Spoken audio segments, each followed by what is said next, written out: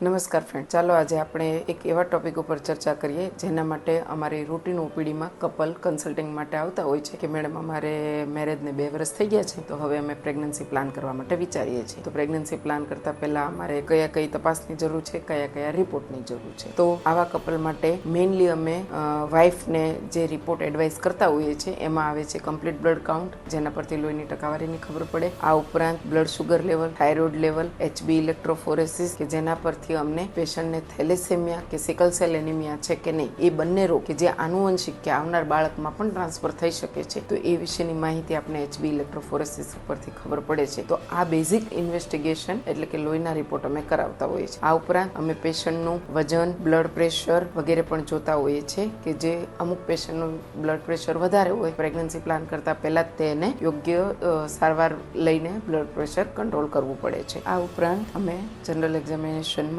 પેશન્ટને સફેદ પાણીની તકલીફ એટલે કે ઇન્ફેક્શન છે કે નહીં, ગર્ભાશયની મુખની તપાસ, ગર્ભાશય તથા અંડાશયની સોનોગ્રાફી અને રૂટીન બ્રેસ્ટ એક્ઝામિનેશન પણ કરતા હોઈએ છીએ. આ ઉપરાંત 3 મહિના અગાઉ તમે yoga, meditation, healthy lifestyle, healthy food intake, junk food avoid કરવા જોઈએ, કોઈ વ્યસન હોય તો એ છોડવું જોઈએ વગેરે પ્રી પ્રેગ્નન્સી પ્લાનિંગનો જ એક ભાગ છે. પ્રેગ્નન્સી પ્લાન કરતા પહેલા 3 મહિના અગાઉ ફોલિક એસિડ, B12 અને વિટામિન D3ની ટેબ્લેટ લેવી જોઈએ, જેથી આ વિટામિનની ઉણપથી થતા શરૂઆતના 3 મહિનામાં બાળકને જે ખોટખાપણો થાય છે તે આપણે મોટા ભાગે અટકાવી શકીએ છીએ. તો પ્રેગ્નન્સી પ્લાન કરતા પહેલા તમારા ગાયનેકોલોજિસ્ટની અવશ્ય મુલાકાત લો અને યોગ્ય માહિતી મેળવો.